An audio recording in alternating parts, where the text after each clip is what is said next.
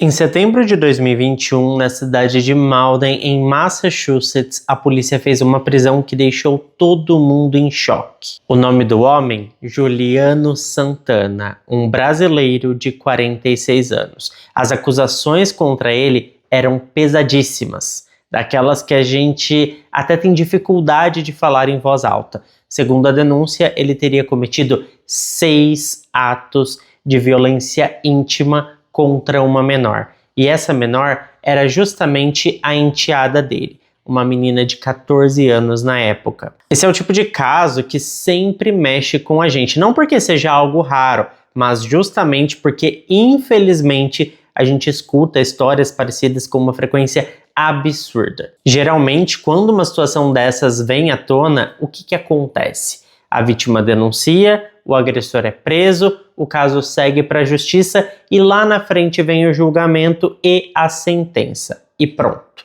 o ciclo se cumpre. Mas com o Juliano Santana, as coisas não seguiram esse caminho. O que começou lá em 2021 com uma denúncia corajosa e uma prisão, terminou 3 anos depois, da pior maneira possível. E até hoje, quem conhece esse caso repete a mesma pergunta: como é que deixaram isso acontecer? Como que o sistema pôde falhar tanto? E para a gente entender como isso aconteceu, a gente precisa voltar no passado e entender quem era de verdade Juliano Santana.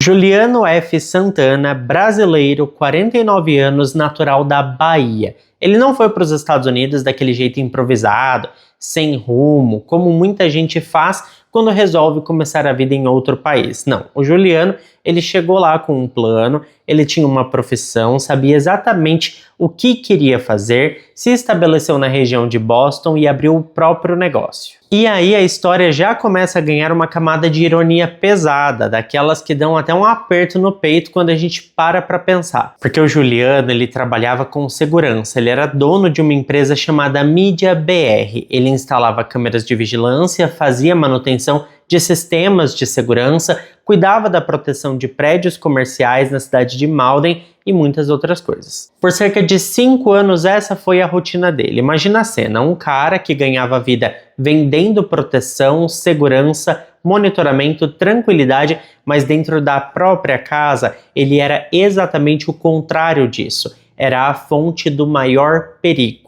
Foi lá em Massachusetts que o caminho dele cruzou com o da Olena Wilson. Eles começaram um relacionamento, casaram e foram morar juntos em Malden.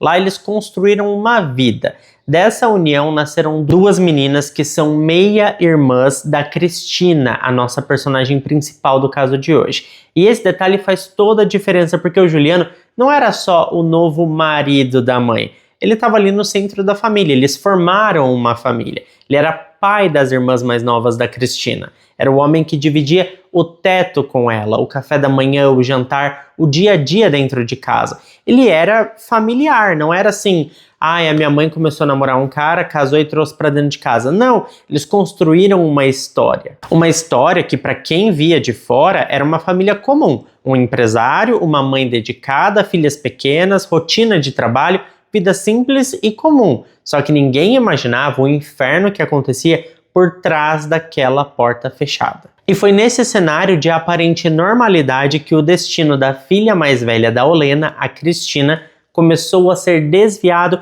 por um caminho de horror.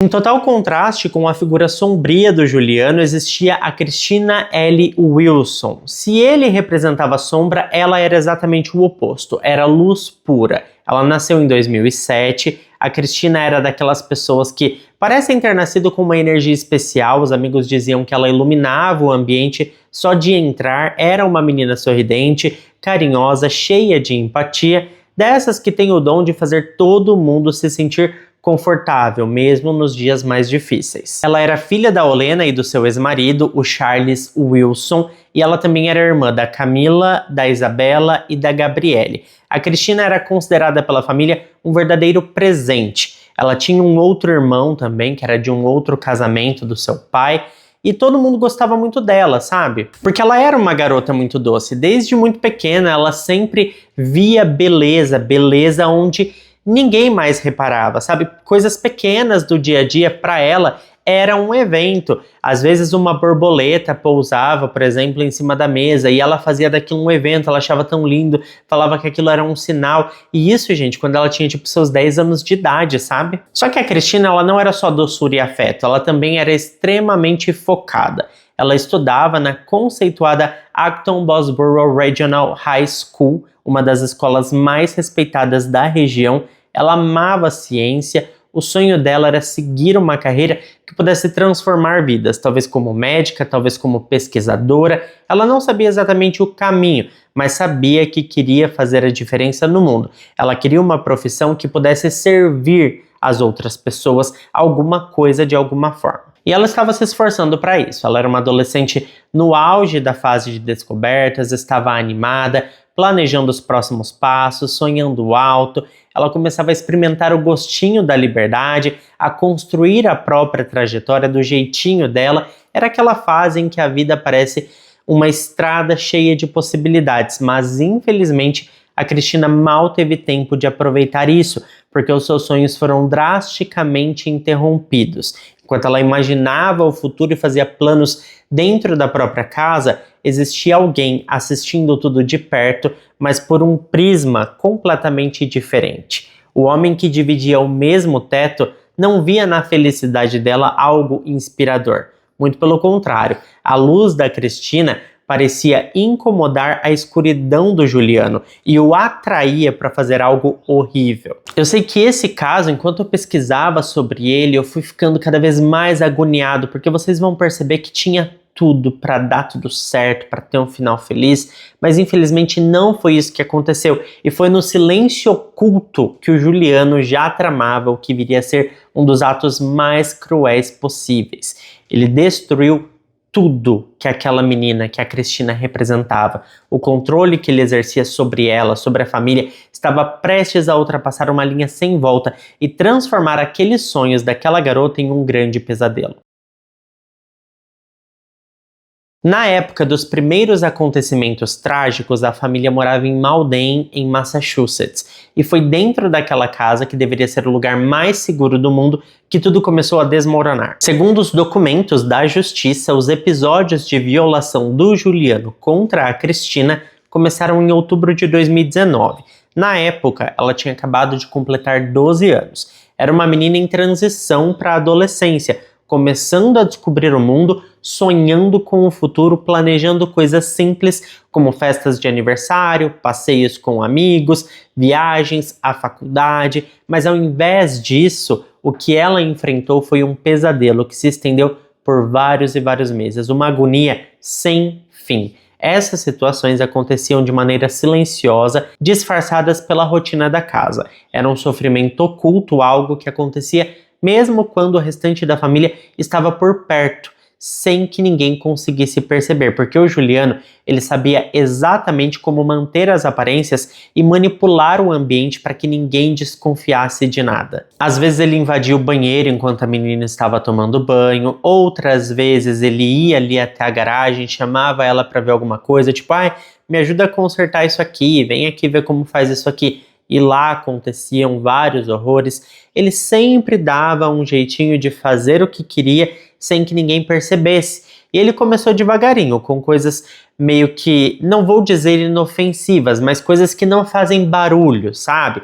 Uma passada de mão aqui, outra coisinha ali, e foi avançando até chegar no horror que aconteceu. E tem um detalhe registrado no processo que é especialmente difícil de ouvir, porque os abusos aconteciam pela casa toda, mas teve uma vez que aconteceu no quarto da Cristina, um espaço que para ela deveria ser o seu refúgio. Mas naquele dia, enquanto ela vivia aquele momento traumático, a irmã dela estava dormindo no beliche de cima, a poucos metros de distância, em total inocência, sem saber do horror que se passava ali. E a Cristina chegou a dizer que tentou ficar o mais quieta possível, mesmo com toda a dor, para não acordar a sua irmã, pois teve medo que se ela acordasse, o seu padrasto percebesse, ele poderia vitimá-la também. Agora pensa só, a menina passando por todo aquele horror e ela ainda conseguiu pensar em uma forma de proteger a sua irmã mais nova. Ela teve empatia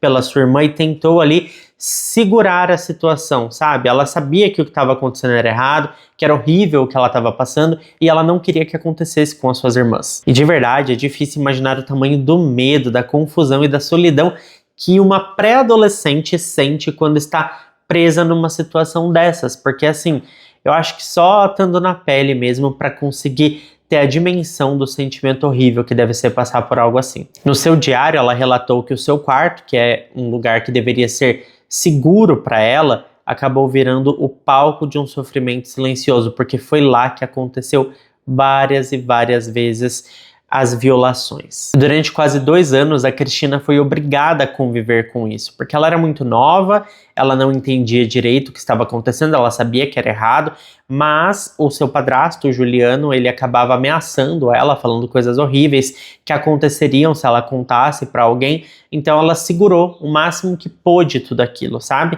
Imagina, 12 anos, ela não entendia direito o que era aquilo, o quão grave era aquilo, ela sabia que era errado, mas não conseguia ter dimensão de que ela podia, sabe, pedir ajuda. Criança é fácil de você manipular, é fácil de você convencer a ficar quieto. E é justamente o que acontecia com ela. Mas conforme ela foi crescendo, ela foi ganhando uma força que fazia ela sonhar com a faculdade, com uma profissão que pudesse ajudar as outras pessoas. E essa mesma força também a impediu de desistir. Ao invés de se calar, de continuar quieta, ela decidiu que não ia mais carregar esse peso sozinha. Ela teve coragem de romper o silêncio e contar o que estava acontecendo. No dia 7 de setembro de 2021, a Cristina, com apenas 14 anos, tomou a decisão mais difícil e corajosa da vida dela. Ela não aguentaria mais as ameaças e, ao lado da sua mãe, a Olena, que esteve firme, dando apoio total, ela foi até a polícia e decidiu romper o silêncio. Ali, frente às autoridades, ela contou tudo o que tinha enfrentado nos últimos quase 2 anos. E ela não chegou lá apenas com palavras. A Cristina fez mais do que relatar. Ela apresentou uma prova concreta. Guardado com muito cuidado, ela levava consigo um pequeno diário de capa cinza. Nas páginas desse diário, a Cristina registrava o que estava passando. Ela escrevia sobre os episódios de abuso, anotava as datas, os detalhes, como se estivesse montando um quebra-cabeça da própria dor, peça por peça. Aquela era uma maneira que ela encontrou de manter o controle sobre a própria história, mesmo estando no meio do caos. O diário era mais do que um caderno, era o jeito dela se proteger, um gesto de resistência silenciosa sobre tudo que estava acontecendo. Quando ela não podia pedir ajuda em voz alta, ela escrevia. Cada anotação era como um grito contido, uma prova de que, mesmo vivendo algo tão pesado, tão doloroso, ela ainda mantinha acesa a esperança de que aquilo um dia fosse parar. Quando a sua mãe leu aquele diário, ela ficou quebrada por dentro. Ela não entendia como ela permitiu que aquilo acontecesse com a sua filha. Ela se culpava por não ter enxergado os sinais. E assim, gente, é complicado, porque o Juliano, ele era um homem muito manipulador, então ele tinha um certo poder sobre a Olena. Ele conseguia manipular todo mundo daquela casa e manter a farsa. Então tudo que ele fazia era muito bem escondido. Então eu entendo sim a dor da Olena, eu entendo ela se culpar por não ter percebido os sinais, mas quem pode culpá-la? A gente sabe que muitas mulheres acabam alienadas, não só mulheres, homens também, acabam alienados no relacionamento quando o parceiro tem esse perfil manipulador e narcisista. O fato é que o ato da Cristina e da Olena de denunciar foi o que finalmente arrastou o Juliano das sombras para a luz da justiça. Naquele mesmo dia, depois do depoimento da menina e da apresentação do diário, o Juliano Santana foi preso.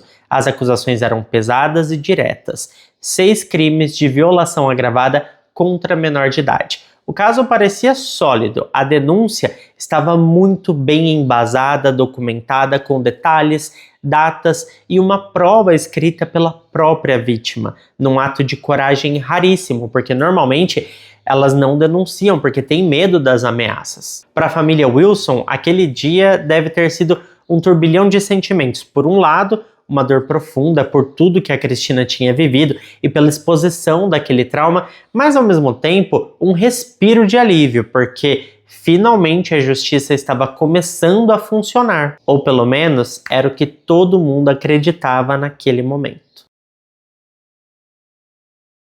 O Juliano Santana foi levado ao Tribunal Distrital de Malden. Diante do juiz, ele ouviu em detalhes as acusações gravíssimas que pesavam contra ele, e se tudo fosse confirmado, e as provas eram fortes para confirmar isso, o Juliano poderia passar o resto da vida em uma cela, prisão perpétua. Mas foi nesse momento que aconteceu aquilo que hoje é considerado por muitos como o primeiro grande erro do sistema nesse caso. Mesmo diante da gravidade das denúncias, o tribunal decidiu que Juliano não precisava aguardar o julgamento atrás das grades, ele não representava risco para ninguém. Claro que não, né? O cara só abusava da enteada e ele não representa risco nenhum para ninguém. Enfim, de qualquer forma, ele recebeu o direito de responder em liberdade mediante ao pagamento de uma fiança de $30 mil, e o valor precisava ser pago em dinheiro. E ele pagou, simples assim, em poucas horas, o Juliano Santana saiu pela porta da frente do tribunal e foi para casa. Agora, claro, essa liberdade não era irrestrita, o sistema judicial impôs algumas regras. No papel, essas regras pareciam uma blindagem, tudo organizado, tudo pensado para proteger a Cristina. O Juliano ficou sob uma ordem de restrição bem rígida que o proibia de qualquer tipo de contato com a enteada, seja pessoalmente, por telefone, mensagem ou qualquer outra forma. Além disso, ele também ficou proibido de ter qualquer contato não supervisionado com pessoas menores de 18 anos. Para reforçar essa vigilância, a justiça determinou que o Juliano usasse uma tornozeleira eletrônica. Ele teria os passos monitorados por GPS 24 horas por dia, 7 dias por semana.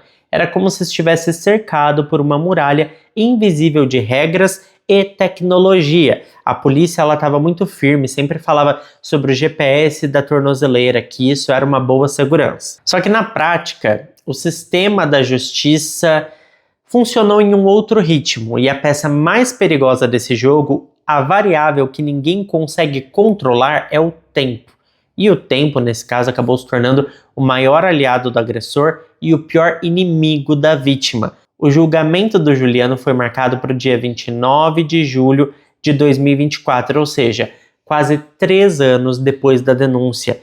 3 anos, 96 meses, mais de 1000 dias. 1000 dias em que um homem acusado de crimes gravíssimos estava solto, vivendo em liberdade, caminhando pelas ruas, enquanto a vítima e a família viviam sob uma sombra constante. Imagina o impacto psicológico disso. Saber que um homem que te causou tanto sofrimento estava em algum lugar por aí com a tornozeleira eletrônica marcando os passos dele, mas sem ninguém monitorando o que ele estava pensando, sentindo e planejando. Porque mais perigoso do que aonde essa pessoa pode estar é o que ela pode estar matutando aqui na cachola. A gente nunca sabe o que se passa na cabeça do outro.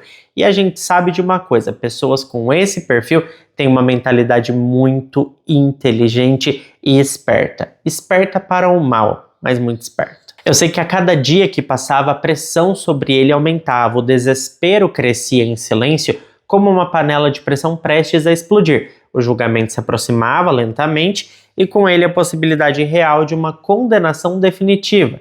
E do lado da Cristina, o tempo também foi cruel, mas de um jeito diferente. Ela sabia que ainda estava no meio do processo, que a justiça demorava, que a espera seria longa, mas mesmo assim ela não parou, ela se recusou a ser definida por esse trauma. Ao invés de travar a vida, ela acelerou, continuou estudando, manteve o foco no sonho de entrar na faculdade, seguiu firme com os planos de construir uma vida nova, longe daquela sombra do que tinha acontecido na sua infância, e foi durante esse período que ela tirou a sua carteira de motorista, um passo gigante para uma adolescente nos Estados Unidos e uma conquista muito grande, porque dirigir não é só sobre ter um carro, é sobre conquistar autonomia, fazer as próprias escolhas, ganhar o mundo. Ela estava muito feliz, sabe? Quando ela tirou a sua carteira de motorista, ela escreveu no seu diário, que depois as autoridades tiveram acesso, que foi um dos momentos mais felizes da vida dela, porque ela se sentiu finalmente libertada. E o que é legal sobre esse caso é que, como ela tinha um diário que foi entregue às autoridades, a gente sabe muita coisa de como ela se sentia, sabe muito sobre os seus planos, e eu acho que isso traz toda a profundidade para o caso, porque a gente consegue sentir um pouco do que ela sentiu, por mais difícil e doloroso que isso possa ser. O fato é que a Cristina estava transformando todo aquele momento difícil em combustível para seguir em frente. Ela queria que tudo aquilo fosse apenas uma página virada, um capítulo encerrado no passado. E ela estava conseguindo, ela estava vencendo, ela teria um futuro muito brilhante, sabe, pela frente. Só que do outro lado, o Juliano sentia o tempo ali de uma forma oposta. Para ele, cada dia que passava era mais um prego no caixão da sua liberdade.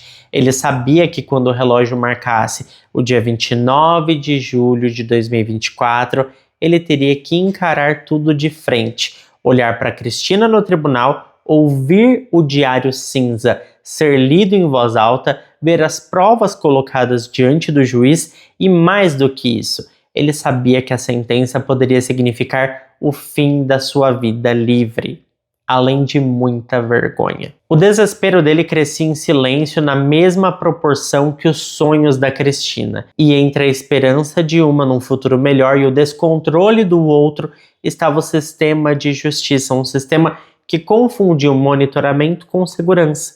Um sistema que acreditou que colocar uma tornozeleira no pé de um acusado grave seria o suficiente para impedir uma tragédia. Só que nem GPS, nem ordem de restrição tem o poder de controlar o que acontece dentro da cabeça de alguém que está à beira do colapso. E como eu disse para vocês, ele era inteligente. Ele já tinha testado várias coisas. E com isso, a contagem regressiva para aquela tragédia anunciada já tinha começado e infelizmente ninguém percebeu a tempo.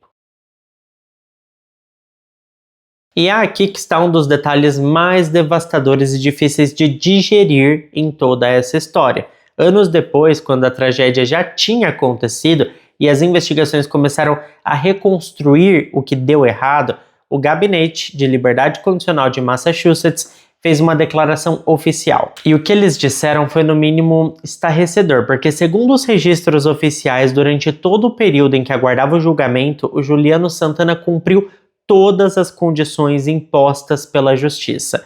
No papel, ele foi um réu exemplar. Ele não tentou cortar ou adulterar a tornozeleira eletrônica, não violou nenhuma zona de exclusão cadastrada no sistema do GPS, o GPS nunca apitou, o sistema nunca notificou, nunca registrou nenhuma movimentação suspeita, ou seja, para o computador que monitorava os passos do Juliano e para os agentes que liam os relatórios diários, ele estava dentro das regras. Mas será que isso é o suficiente? Para as autoridades era como se tecnicamente nada estivesse errado, e é exatamente aí que mora as falhas mais perigosas de todas, porque o sistema foi projetado para rastrear onde o corpo de uma pessoa está, onde ele foi, onde ele se locomoveu, mas não consegue enxergar o que está dentro da cabeça, você não consegue saber quais são as intenções daquela pessoa. O GPS podia dizer com precisão em qual rua ele caminhava,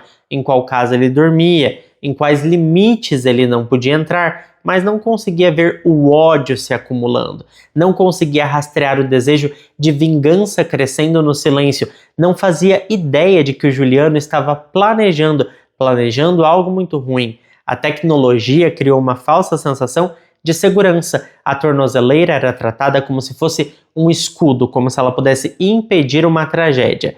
A família Wilson e talvez até os próprios oficiais da justiça confiavam que se ele tentasse fazer algo, um alarme soaria. Mas o Juliano não precisava cruzar nenhuma linha geográfica. Ele sabia jogar com o sistema. Sabia que o verdadeiro limite não era um perímetro no mapa. O verdadeiro limite era o próprio autocontrole dele. Quando ele decidiu que esse limite não existia mais, o GPS não emitiu nenhum alerta. porque o perigo não estava no lugar onde ele estava pisando, mas sim no que ele havia decidido fazer. E sinceramente, não existia nenhum protocolo preparado para lidar com esse tipo de bomba relógio psicológica. E aqui eu vou dar os meus 2 centavos, né? Vou contribuir com os meus 2 centavos opinativos, que talvez ninguém queira saber, mas enfim, eu acho que é relevante aqui para o caso, que eu acho que em casos como este, onde a pessoa, ela, né, vai responder por um crime, onde é um possível predador, necessita de um acompanhamento psicológico.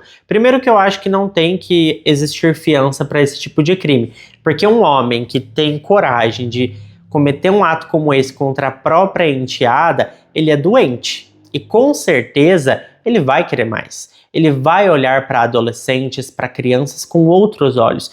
Isso é uma constatação. A gente sabe que quem faz esse tipo de coisa uma vez, normalmente repete sempre o mesmo ciclo. Então, assim, primeiro que eu acho que não deveria ter fiança, mas como teve, precisaria pelo menos de um acompanhamento psicológico bem pesado. Uma tornozeleira eletrônica não poderia jamais ter sido utilizada dessa forma, tipo, vamos ficar tranquilos porque a tornozeleira tá aí para garantir que ele não vai chegar perto da menina. Porque o que acontece? Se ele chegasse perto, se esse negócio disparasse, a polícia agiria rápido o suficiente para salvar a vida dela? A polícia conseguiria resolver essa situação prontamente com a rapidez que isso exigiria?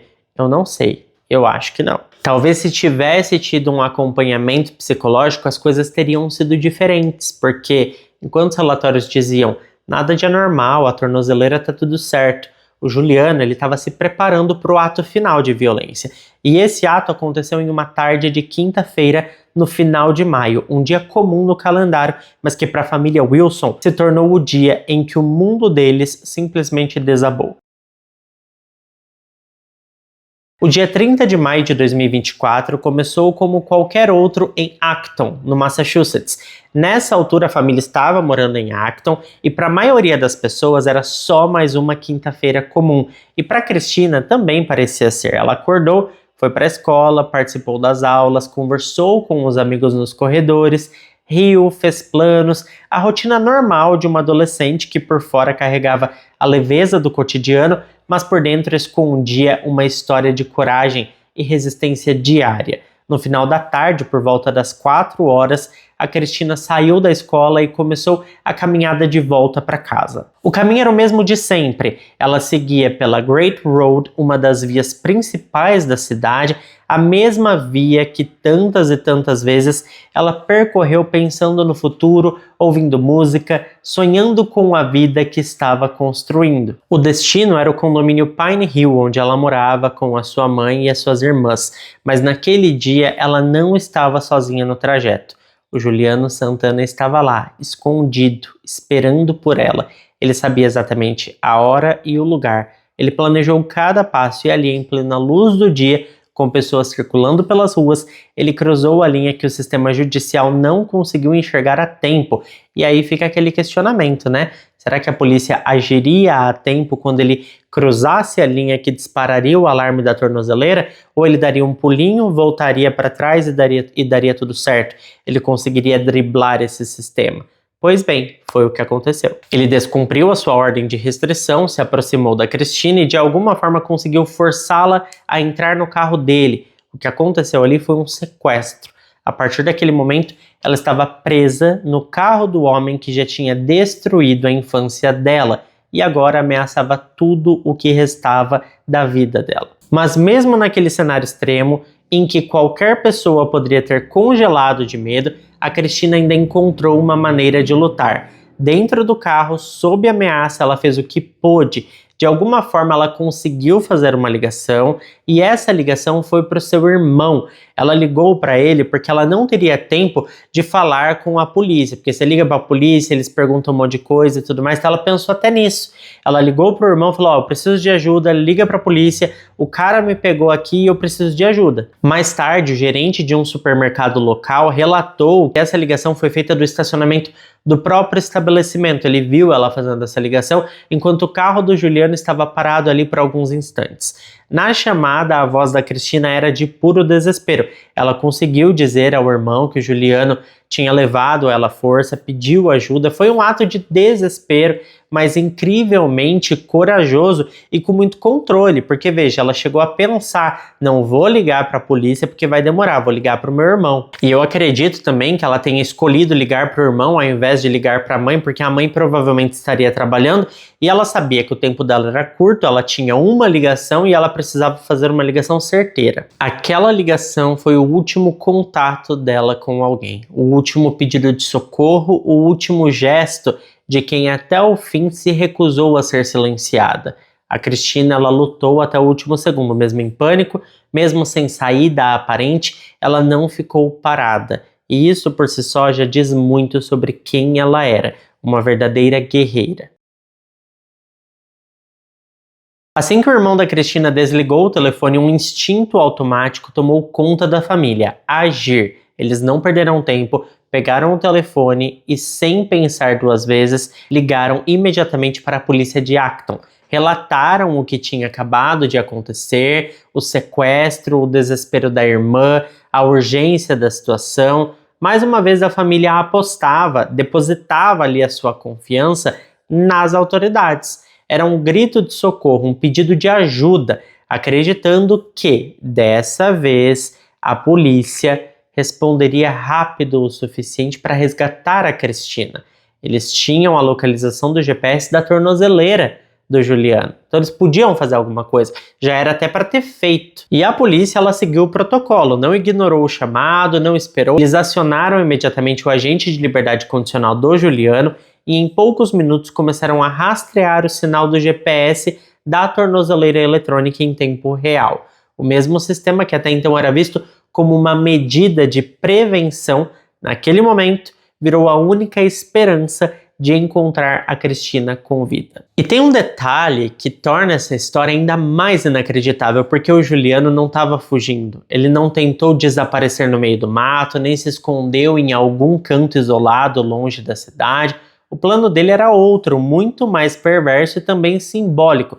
Depois de raptar a Cristina, ele não escolheu um lugar distante para levar a menina, não tentou arrancar a tornozeleira para ficar livre. Não, ele fez o caminho de volta, ele voltou para o lugar onde tudo começou. Ele voltou para o condomínio Pine Hill, voltou para a casa dela. O que é bizarro, porque imagina só a situação, a tornozeleira estava dando o aviso de que ele estava ali próximo à residência da menina, que ele estava nas imediações, que ele não fugiu, e a polícia não chegava. Imagina mais tarde, quando a família soube disso tudo, pensar que a menina estava tão perto, que seria tão fácil salvar a vida dela, e a polícia simplesmente não chegava no lugar para impedir o que ia acontecer, porque já tinha um plano marcado para acontecer naquele lugar. Para Cristina, aquele condomínio sempre foi o lugar da rotina, de familiaridade.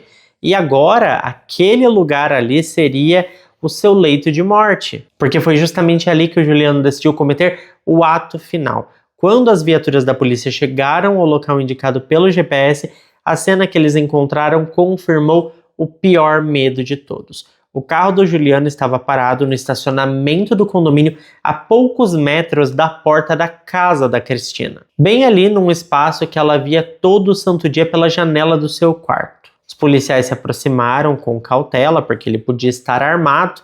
Quando eles abriram o carro, eles encontraram 2 corpos. A investigação preliminar apontou o que ninguém queria ouvir, mas já temia.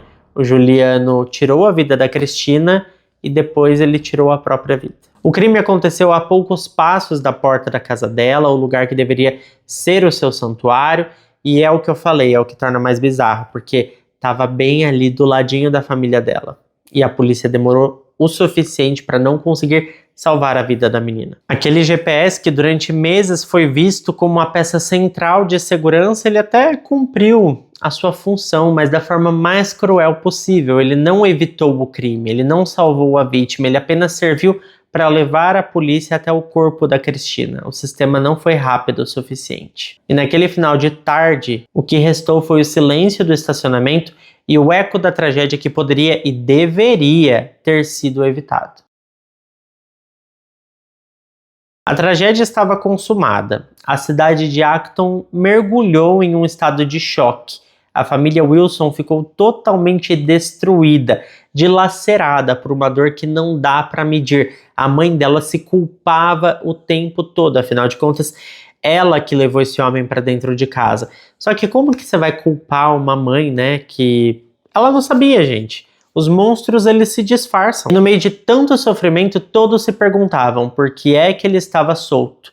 Assim que a notícia do que aconteceu no estacionamento do condomínio Pine Hill se espalhou, o silêncio daquela tarde foi quebrado por um misto de tristeza profunda, choque absoluto e, acima de tudo, uma revolta que parecia se espalhar como um incêndio. A comunidade inteira não conseguia entender como aquilo pôde acontecer. Todas as perguntas que a família Wilson provavelmente repetiu em silêncio por 3 anos agora estavam na boca dos vizinhos, dos colegas da escola, da imprensa local. A sensação era de que o sistema não tinha falhado só com a vítima, mas tinha falhado com todo mundo, bem num contexto geral mesmo.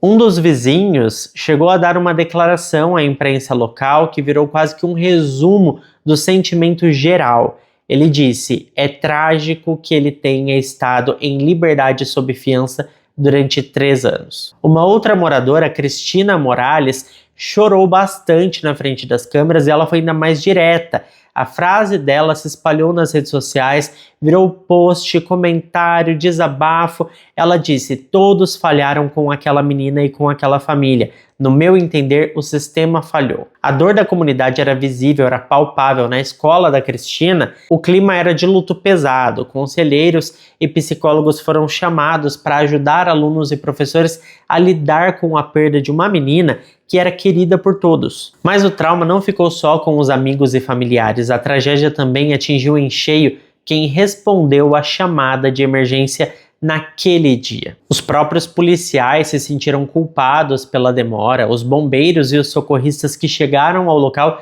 também precisaram de ajuda para processar o que eles viram. A cidade implementou um programa especial de gerenciamento de estresse pós-traumático, tentando amparar os profissionais que, mesmo acostumados a situações difíceis, se viram diante de uma cena que ultrapassava qualquer limite emocional. A violência daquele ato final deixou marcas em todo mundo que de alguma forma cruzou o caminho dessa história e não é para menos. No meio de tanta dor, a comunidade começou a se unir para homenagear a Cristina. Na frente do condomínio Pine Hill, um memorial improvisado começou a crescer. Flores, ursinhos de pelúcia, velas, cartas escritas à mão. Cada objeto deixado ali era um gesto de carinho e de despedida, um tributo silencioso à vida da menina que sonhava com o futuro e teve a história interrompida da forma mais brutal. O que é pior de tudo isso é que assim, ela passou 2 anos sofrendo na mão desse cara e depois ficou 3 anos esperando ele ser condenado. Ele não foi, porque ainda não tinha acontecido o julgamento, e ele ainda conseguiu acabar com a vida dela. E a pergunta que todo mundo se fazia, além de todas essas, era como que alguém sob monitoramento conseguiu se armar, como o sistema permitiu essa falha, porque afinal de contas, ele estava sendo monitorado por GPS, como que ele conseguiu uma arma? A pergunta que todo mundo se fazia era uma só: de onde veio a arma que ele usou no crime? Essa dúvida, gente, paira sobre o caso até os dias de hoje, como uma névoa densa que nunca se dissipou. Todo mundo fica com isso encascalhado na cabeça, pensando como que esse cara, monitorado por GPS, conseguiu comprar uma arma. O Juliano, ele era um réu aguardando o julgamento por múltiplos crimes graves de violência e abuso. Pela lei, ele estava proibido de comprar, portar ou sequer tocar em qualquer item letal desse tipo. Mas ainda assim, no dia da tragédia, ele teve acesso e portava o objeto que utilizou para encerrar a vida da Cristina e a dele próprio. E é justamente essa lacuna que torna tudo ainda mais revoltante. Como que ele conseguiu esse objeto? E traz uma revolta também que até os dias de hoje a investigação oficial não conseguiu responder essa pergunta. Ninguém sabe se o Juliano comprou de forma clandestina no mercado ilegal, se ele recebeu de um terceiro ou se de alguma forma ele encontrou brechas no sistema que deveriam, teoricamente, impedir exatamente esse tipo de situação. O que se sabe, o que é fato, é que ele estava preparado para o pior naquele dia. E esse item foi justamente a ferramenta que permitiu que ele realizasse o último ato de controle e destruição. Essa parte da história revela uma camada ainda mais profunda da falha no sistema, porque o foco estava no GPS, né? Na tornozeleira, no rastreamento de localização, mas ninguém se preocupou em verificar se ele estava se preparando para algo muito pior. Não teve um acompanhamento psicológico, como eu já falei para vocês aqui, que é algo que eu tô batendo na tecla porque eu acho que seria o divisor de águas desse caso. E eles falaram muito sobre o GPS, sobre a tornozeleira, então o sistema sabia onde o Juliano estava minuto a minuto, sabia se ele cruzava uma linha geográfica. Como que não soube o momento que ele conseguiu acesso a esse objeto? Porque você não compra isso no supermercado. Enquanto as autoridades lidavam com as perguntas difíceis, a família da Cristina, apoiada pelos amigos e pela comunidade, se concentrava em honrar a memória dela. Amigos próximos organizaram uma campanha de arrecadação de fundos online no site GoFundMe para ajudar a família com as despesas do funeral e para financiar a criação de um memorial definitivo permanente para Cristina, garantindo que a sua luz nunca fosse esquecida. No dia 9 de junho de 2024, quase 10 dias após a tragédia, uma cerimônia pública foi realizada na casa funerária de Acton. A família fez um pedido especial que o evento não fosse chamado de funeral, mas sim de celebração da vida. Eles queriam que as pessoas se lembrassem da Cristina pela alegria que ela espalhava, pela sua risada, pelos seus sonhos, pela sua paixão pela ciência e não apenas pela forma trágica como ela partiu desse mundo e por todos os traumas que ela teve que enfrentar. Foi um esforço bem comovente para focar na vida que ela viveu e não no ato de violência que a encerrou. No final, quando Juliano Santana tirou a vida da Cristina, ele fez isso por um motivo claro: calar a única pessoa capaz de expor suas monstruosidades no tribunal. Ele preferiu matar e morrer a enfrentar o que vinha pela frente. Preferiu o silêncio da morte à humilhação de ouvir a sua vítima relatar em público tudo o que ele fez. E quando escolheu encerrar a própria vida, ele também interrompeu a justiça, porque agora ele nunca vai pagar pelo que fez. Nunca vai ouvir uma sentença, nunca vai enfrentar as consequências dos seus atos. E para piorar, tem um outro ponto difícil de engolir. A gente sabe como que os Estados Unidos lida com imigrantes, e o Juliano era um imigrante acusado de crimes violentos contra uma menor nos Estados Unidos. E ainda assim o sistema permitiu que ele ficasse solto por quase 3 anos com fiança, num país que é conhecido por aplicar regras duríssimas contra estrangeiros em situações semelhantes e até mais leves. Isso, para mim, é quase que incompreensível. Com a morte dele, toda a parte jurídica teve um fim e agora o que restou para a família é engolir o gosto amargo dessa tragédia. O que conforta muita gente é que, pelo menos, ele não fará mais vítimas. Mas é claro que eu quero saber a sua opinião, porque eu sei que muita gente, assim como eu também, acredito que às vezes a morte é leve demais e as pessoas elas precisam pagar em vida pelo que fizeram. Eu penso assim, sabe? Eu penso que passar muitos e muitos anos na cadeia, porque provavelmente ele ia pegar uma prisão perpétua, seria muito mais punitivo do que simplesmente deixar esse mundo da forma que ele deixou, ainda mais por vontade própria. Eu acho que ele não tinha esse direito de escolha, mas eu quero saber a sua opinião, então deixa pra mim aqui embaixo nos comentários o que você acha disso tudo. Muito obrigado a quem ficou até aqui comigo. Se ficou até aqui, não esquece de deixar o seu like, que ajuda muito na divulgação do canal. Eu fico por aqui, beijo grande pra todos vocês e até o próximo vídeo.